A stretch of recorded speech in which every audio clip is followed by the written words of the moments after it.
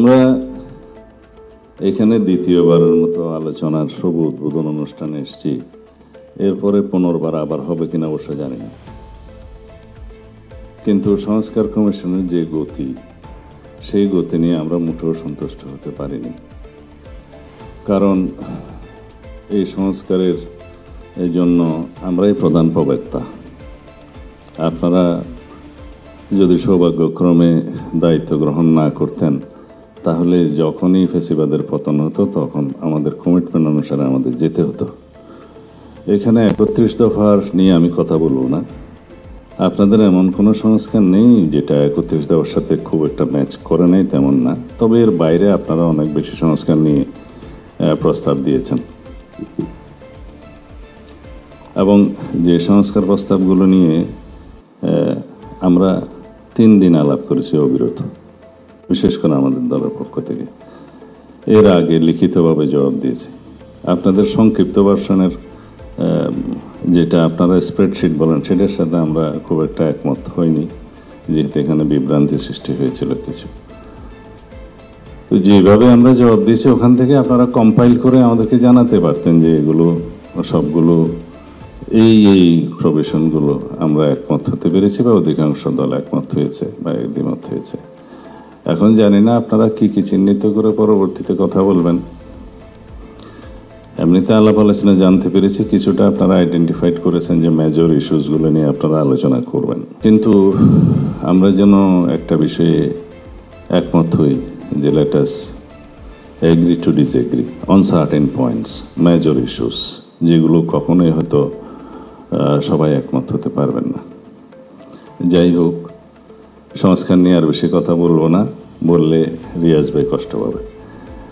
তো দ্বিতীয় হচ্ছে, আমি এখানে প্রশংসা করতে আসিনি, আমরা এখানে আলোচনা করতে এসেছি। এখন আপনাদেরকে যে বিষয়গুলো বোঝাতে পারেনি অবিরত, তো সেটাকে আজকে বোঝাতে পারবো মনে হয় না। একটি কারণও নাই ডিসেম্বরের পরে নির্বাচন। আমরা কেন, কি উদ্দেশ্যে ডিসেম্বরের আগে নির্বাচন চাই, কেন চাই, যৌক্তিকভাবে আমরা প্লেস করেছি, বহুবার প্লেস করেছি। এবং জাতির মধ্যে বিভিন্ন রকমের কনস্পিরেসির একটা সুযোগ নিচ্ছে কেউ কেউ, এবং বিভিন্ন রকমের অস্থিরতার সৃষ্টির উপায় তারা আছে। সেটা আভ্যন্তরীণভাবেও আছে, বহির্বিশ্বরও আছে। অনেকেই বক্তব্য রেখেছেন যে পার্শ্ববর্তী একটা দেশ নির্বাচন চাই। ওরা নির্বাচন চায় না বলে কি আমরা অনির্দিষ্টকাল নির্বাচন চাইব না? তারা কেন নির্বাচন চায় সেটা তারা জানে। তারা বলছে তারা ইনক্লুসিভ নির্বাচন চাই। তা আপনারা তো কাউকে কাউকে এক্সক্লুড করেই দিয়েছেন, সুতরাং বোঝাই যায় তারা কে কি বলছে। কিন্তু যদি ইউরোপ আমেরিকা নির্বাচন চায়, তখন তো আপনারা কিছু বলেন না। এবং দেশের অভ্যন্তরে এবং বাইরে বহু বিবৃতি আছে নির্বাচনে চাওয়ার ব্যাপারে। তো সেই জন্য আমরা আমাদের দলের পক্ষ থেকে, আমাদের সমমনা রাজনৈতিক দলের পক্ষ থেকে, আমাদের সাথে যারা আন্দোলন সংগ্রামে ফেসিবাদ বিরোধী যুক্ত ছিল সেই আন্দোলনে, তাদের সবার পক্ষ থেকে আমরা বলেছি। কিন্তু দুঃখজনকভাবে মাননীয় প্রধান উপদেষ্টা যেটা বলেছেন যে একটি মাত্র দল শুধু ডিসেম্বরের ভিতরে নির্বাচন চায়, ক্ষমা করবেন, এই বক্তব্য বোধহয় আমাদেরকে আহত করেছে।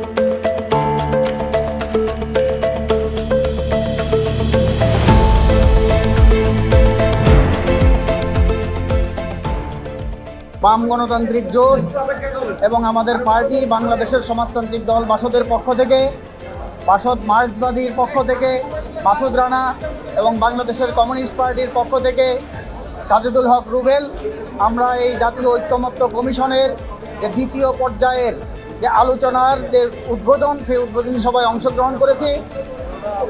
এখানে মূলত বক্তব্য এসেছে যে সংস্কারের দ্বিতীয় পর্যায়ের আলোচনা। প্রথম পর্যায়ের আলোচনা যেগুলো হয়েছে গত 3 মাস ধরে, আমরা বলেছি সেই 3 মাসের আলোচনার সারসংক্ষেপ কি, কোন কোন বিষয়ে ঐক্যমত্য হয়েছে সেগুলো জাতির সামনে পরিষ্কার করতে হবে, আমাদের কাছে পরিষ্কার করতে হবে এবং সেগুলো বাস্তবায়নের কি কি উদ্যোগ নেওয়া হয়েছে। আমরা বলেছি যে 121টি প্রস্তাব আমাদের রাজনৈতিক দলগুলোর কাছে না জানিয়েই তারা বিভিন্ন মন্ত্রণালয় অধিদপ্তরে পাঠিয়েছে। মার্চ মাসে পাঠানোর পরেও সেগুলোর কোনো অগ্রগতি দেশবাসী পরিলক্ষিত হচ্ছে না দেশবাসীর কাছে। আমরা সেগুলো বলছি, সেগুলো বাস্তবায়ন করার কি পদক্ষেপ নেওয়া হয়েছে সেগুলো জানাতে হবে। আমরা নির্বাচনের জন্য বলেছি যে ডিসেম্বর কেন, ডিসেম্বর থেকে জুন কেন? নির্বাচন কমিশন বলেছে জুলাই মাসের মধ্যেই তারা প্রস্তুত। আমরা বলেছি ডিসেম্বরের আগেই নির্বাচনের তারিখ সুনির্দিষ্টভাবে ঘোষণা করতে হবে এবং নির্বাচনের তারিখ ঘোষণার মধ্যে দিয়ে সংস্কার প্রস্তাবকে এগিয়ে নিয়ে যেতে হবে এবং বিচারকে দৃশ্যমান করতে হবে। সংস্কার, বিচার, নির্বাচন একটা আরেকটার সাথে সাংঘর্ষিক নয়, তাদের সমস্তগুলোই সমন্বিতভাবে। বন্দর এবং করিডোরের ব্যাপারে আমরা বলেছি যে প্রধান উপদেষ্টা জাপান গিয়ে যে বক্তব্য রেখেছে সেটা সত্যের অপলাপ। কাজে একটি পার্টিকে ব্লেম করা হয়েছে, বন্দর এবং করিডোর, সামরিক করিডোর দেওয়ার যে চক্রান্ত সেগুলো বন্ধ করতে হবে। এটা অন্তর্বর্তীকালীন সরকারের দায়িত্ব না। আমরা বলেছি অন্তর্বর্তীকালীন সরকারের উপদেষ্টাদের বক্তব্যে বিভাজন তৈরি হয়েছে, অন্তর্বর্তীকালীন সরকারকে নিরপেক্ষ সেটা প্রমাণ করতে হবে যাতে প্রশ্নবিদ্ধ না হয়।